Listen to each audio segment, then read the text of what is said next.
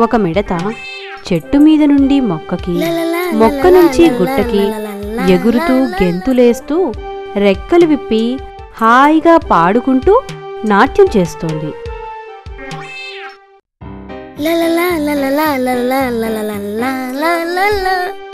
ఒక చీమ మొక్కజొన్న గింజని అతి కష్టం మీద దొర్లించుకుంటూ రావడం చూసింది. ఏ చీమా, ఏమిటా అవస్థ? ఎందుకలా శ్రమపడుతూ ఆ గింజని దొల్లిస్తూ పాటలు పడుతున్నావు? నాలాగా పాట పాడుతూ హాయిగా ఆడుకుందాంరా.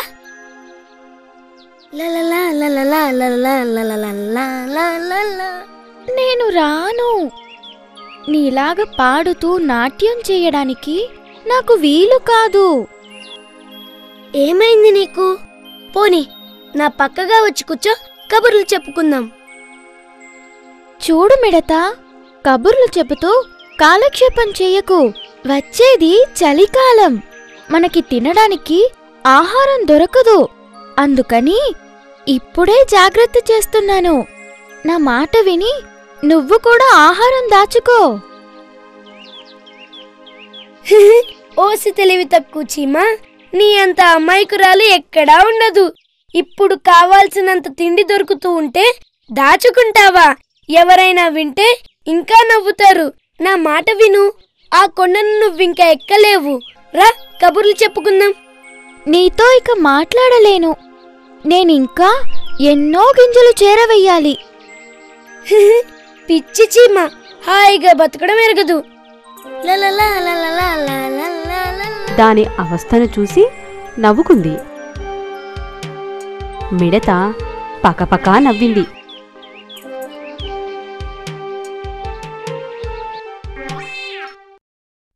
మిడత పాడుకుంటూ ఎగురుతోంది.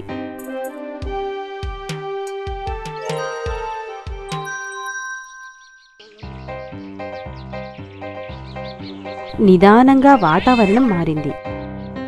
చెట్లు ఆకులు రాల్చాయి. చిరుగాలులు వీస్తున్నాయి. మంచు పడుతోంది.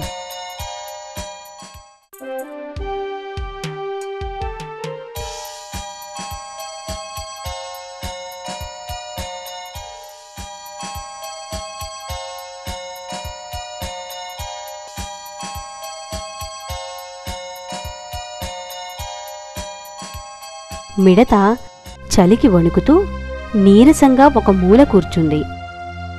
ఆహారం దొరికినప్పుడు హాయిగా తింటూ గడిపేసింది. ఇప్పుడు ఎక్కడా ఆహారం దొరకడం లేదు. ముందు చూపు లేకపోవటం వల్ల, జాగ్రత్త పడకపోవటం వల్ల పాపం దారిద్ర్యం అనుభవిస్తోంది.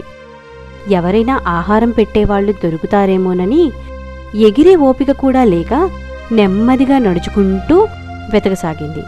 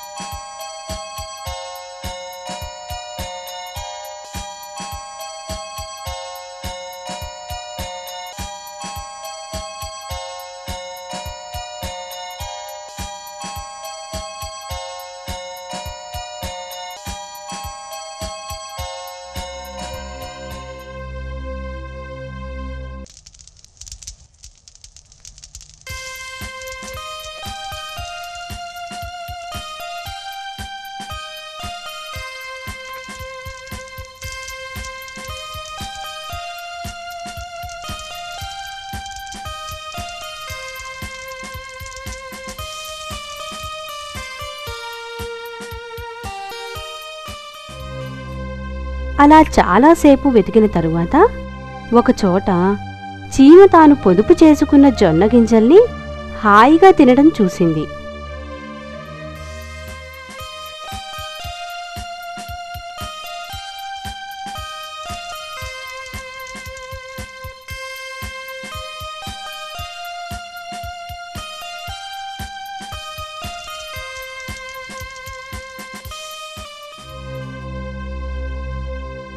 నాకు ఆకలిగా ఉంది. తినడానికి ఎక్కడ ఏమీ దొరకడం లేదు. కాస్త జొన్న పొడి పెట్టవా నేస్తం? ఏం మిడతా? ఆ రోజు నన్ను చూసి నవ్వావే, ఇప్పుడేమైంది?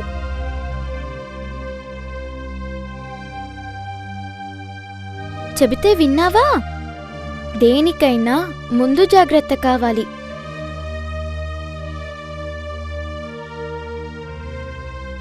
తెలుసుకో. అవును, బుద్ధొచ్చింది. రానున్న కాలాన్ని బట్టి కావాల్సిన జాగ్రత్త చేసుకోవాలి. చీమా, నీ ఆలోచనని అభినందిస్తున్నాను. నా కళ్ళు తెరిపించావు. ఇక మీదట నేను కూడా ఆహారం దాచుకుంటాను.